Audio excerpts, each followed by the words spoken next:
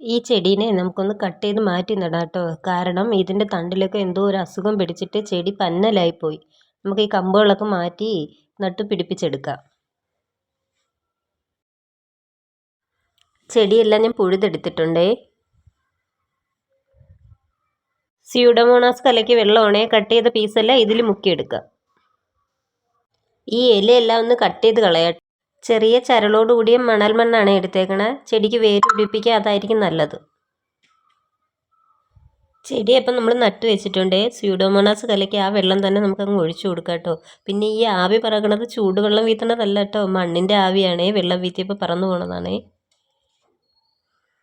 ഇതുപോലെ തന്നെ കട്ട് ചെയ്ത് മാറ്റി നട്ട തൈയാണ് ഇത്. നല്ല ഹെൽത്തി ആയിട്ടുണ്ട്. ഇതിൽ വളം ഇട്ട് കൊടുക്കാം. ആദ്യം ഇതിൻ്റെ ചുവടൊക്കെ ഒന്ന് ഇളക്കി ഇട്ട് കൊടുക്കാം. നല്ല അടിപൊളി ചുമന്ന പൂക്കളാണ് ഇതിൽ.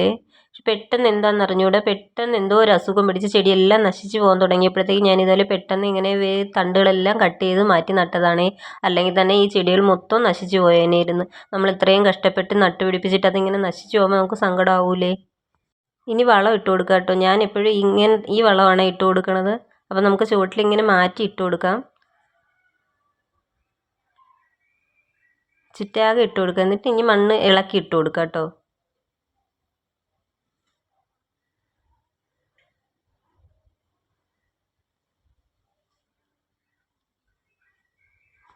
നല്ല ചുമന്ന പൂക്കളൊക്കെ ആയിട്ട് നിറച്ച് പൂക്കും കേട്ടോ ഈ ചെടി. അതുകൊണ്ട് തന്നെ എനിക്കിത് കളയാൻ മനസ്സ് വന്നില്ല.